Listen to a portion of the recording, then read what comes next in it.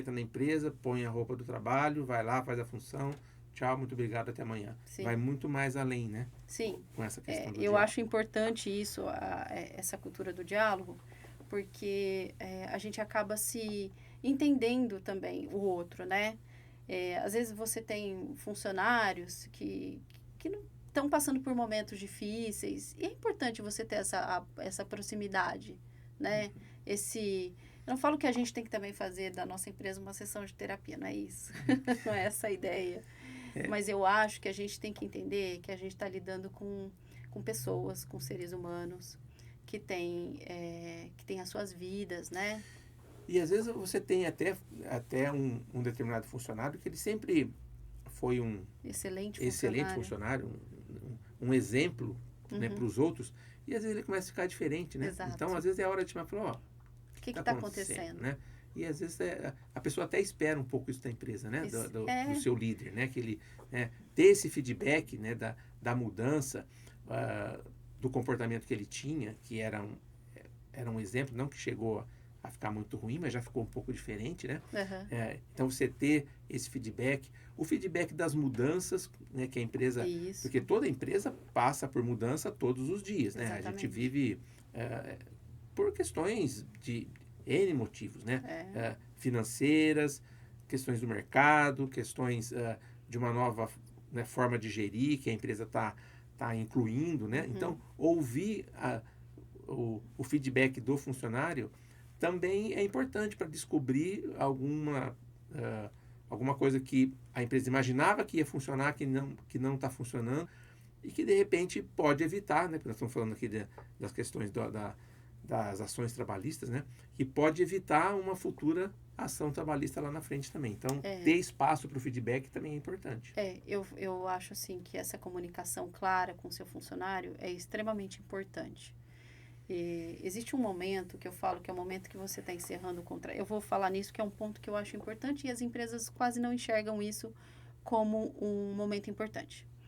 Quando o seu funcionário está saindo da sua empresa e ele vai lá fazer o acerto na RH, assinar a documentação, né? Eu vejo que as pessoas às vezes lidam isso de uma forma muito distante. E não vê às vezes que se esse funcionário for mandado embora, existe ali uma dor, né? E muitas vezes essa pessoa que vai aplicar essa rescisão ou entregar essa documentação, ela é muito insensível a tudo isso. E ali eu vejo, Sérgio, eu vou falar nisso e eu já entro nessa cultura do diálogo mais profundo, né?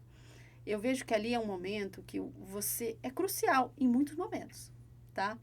Porque quando você entrega a rescisão do seu empregado e você tá aquela pessoa que está representando a empresa, é importante que ela faça isso de forma acolhedora, tá?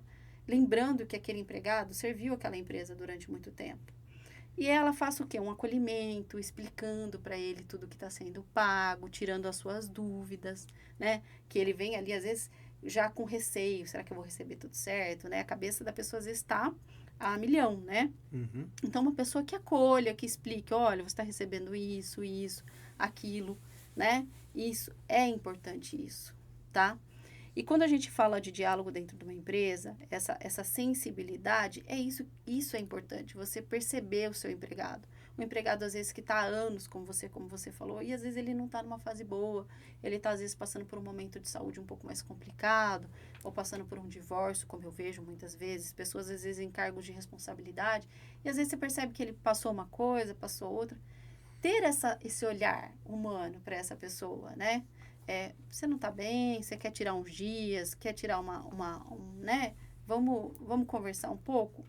Até para entender, né, o que está acontecendo mesmo, né? Exatamente, né? Por conta dessa mudança. Você está me falando desse comportamento de ter um olhar diferente, né, para o funcionário, para que seja mais acolhedor, né, nessa hora da demissão, por exemplo.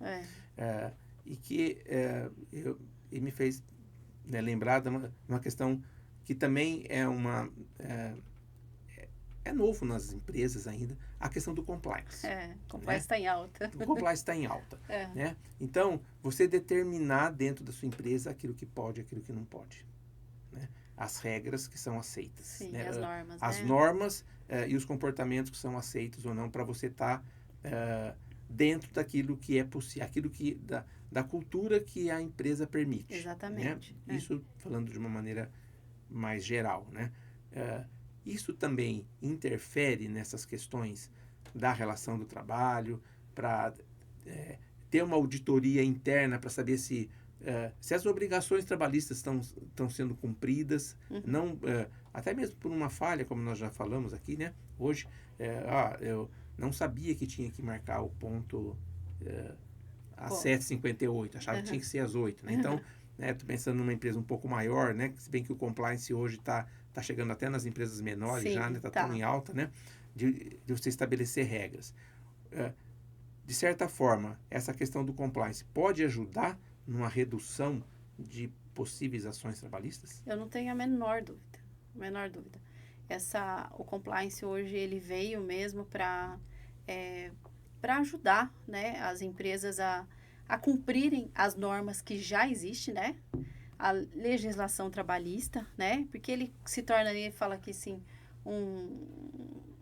fiscalizar, eu não vou falar fiscalizar, né? Mas aquele no intuito de ajudar o direcionamento da empresa no cumprimento dessas normas, né?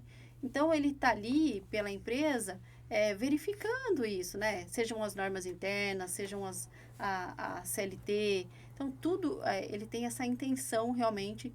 A empresa está cumprindo, está vendo regularmente a aplicação de tudo isso, né? Então, ele acaba se tornando ali um meio de acompanhar essa aplicação dentro do ambiente de trabalho. E acho com certeza que ele diminui o compliance, setores de compliance, eles vêm para agregar a empresa, né? Para ajudar nesse sentido. Quando a gente fala sobre processo, né? O compliance pressupõe bastante processos internos, né? Para você determinar o que pode, o que não pode, algumas regras, né? As regras mesmo da empresa. Sim, as normas, né? As normas da empresa. Mas também nós sabemos que estabelecer processos, né? Você pode contratar uma empresa de gestão de processos, ela vai lá, ouve seu funcionário, como que ele faz, corrige e estabelece uma nova norma, um novo processo. E aí o gestor que você contratou vai embora, a pessoa pega, põe na gaveta e continua fazendo do jeito que estava fazendo, né? Exatamente. Esse, né? é um outro dilema, né? Que a empresa tem, né? De fazer cumprir aquilo. Então, essa questão de você acompanhar de fato, né? Para que as mudanças se efetivem, né? Tragam o resultado positivo pelo qual você se predispôs a contratar alguém, né? Ou às vezes, se não contratou, está dentro da própria empresa, mas aquela hora que ele se dedicou para estabelecer uma nova regra. A multa fundiária não foi recolhida. Não, eles vão atrás de outras coisas, né? Tem outras brechas. Exatamente. O processo caiu na mão de um advogado, eles vão quer aumentar aquilo, né? Então, começa a inventar. Eu falo que para os meus clientes que foi inventado porque estava tudo muito estruturado. Então, esse cliente, quando começou a receber as ações, é tudo tão organizado, Sérgio, a documentação é tão perfeita, eu tenho muito orgulho, porque é muito organizado mesmo, tudo muito certo. E quando chega e a gente apresenta aquela documentação para o juiz, né? São processos que ficam realmente só na multa fundiária. Ele não consegue estender porque está tudo tão documentado, foi tudo pago tão certinho, a gente tem todos os recibos e acaba nesse sentido, né? O que acontece, eu vejo com esses meus... Eu tenho outro cliente também, que foi o mesmo caso. Ele, todo estruturado, tudo certinho. Eu vejo que quando as pessoas entram com essas demandas de empresas que são tão regular, toda documentada, eu entendo ela como uma aventura jurídica. Eu acho que a pessoa, ela sai de lá, de dentro da empresa, com algum sentimento que seja, porque a gente lidar, quando você contrata um funcionário, você lidar. E eu vi que é um funcionário depois de 5 anos sem processo, Sérgio. Essa empresa, eu estou com eles há uns 5, 6 anos, eu não me lembro exato. Eles sem processo. A gente está sem processo todos esses anos. E há uns 3 meses atrás nós recebemos um processo. E o dono me ligou, ficou até, falou, nossa, tantos anos que eu tô me sentindo estranho pegar um processo. E foi de um funcionário que ficou no período de experiência, você vê, né? 45 dias ele ficou na empresa. E a gente acabou fazendo um acordo bem baixo. E simplesmente para encerrar, o advogado também percebeu que a gente tinha toda a documentação. É o que eu falo, foi uma aventura jurídica, né? E a gente, para não prolongar isso, acabou fazendo um acordo por mera liberalidade ali, no sentido de encerrar isso. Que é menos desgastante, às vezes. Menos, porque emocionalmente, para o empresário, a gente já vive uma vida tão difícil, né? É tanta correria, né?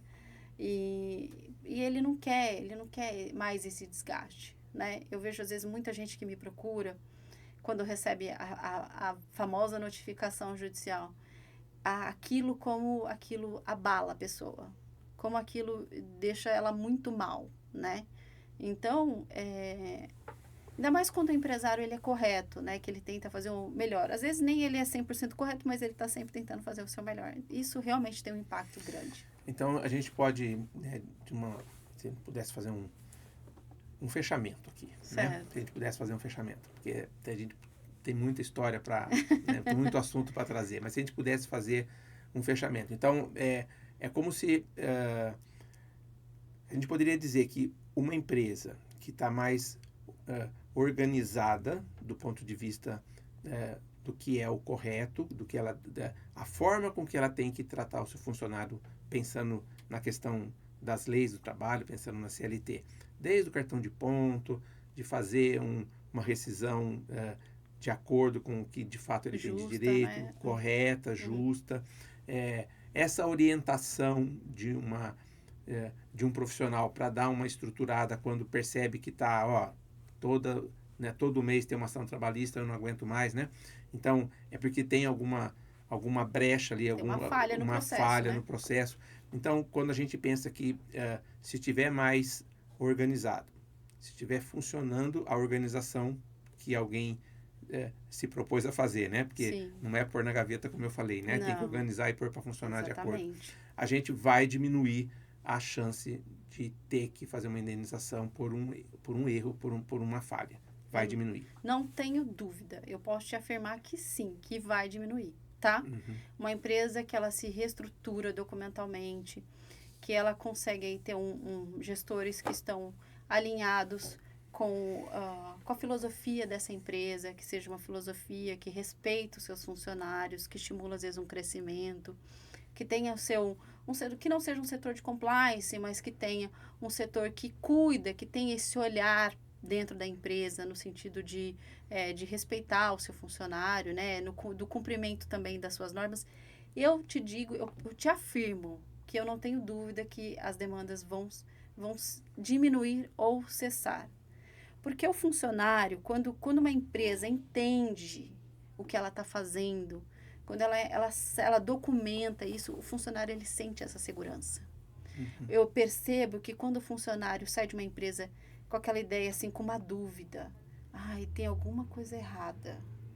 Se o funcionário sai da empresa falando, não, tá tudo certo, me pagaram tudo certo, ele não vai procurar ninguém para tirar essa dúvida que está na cabeça dele, né? Se você fez tudo direitinho, se você documentou tudo direitinho, eu tenho certeza de que você vai reduzir ou zerar as demandas. Então, vamos nos organizar, né? Para evitar as ações trabalhistas. Vamos nos organizar. Doutora Daniela, eu quero te agradecer demais por ter vindo, por ter tido esse tempo para falar um pouco sobre esses nossos assuntos, né? Que interessa, né? Para todo mundo, para todo dono de empresa, para todo funcionário. É importante, né? Que todas as partes saibam dos seus direitos, mas que saibam dos seus deveres também, né? Exatamente. Então, muito obrigado por ter vindo. Foi um prazer tê-la aqui comigo. Obrigado. Sérgio, eu que agradeço. Foi um grande prazer estar aqui com você. E é um assunto que eu adoro, né? Percebi. É um assunto que eu adoro. E eu agradeço muito essa oportunidade. Obrigado. Obrigada, viu? Obrigada.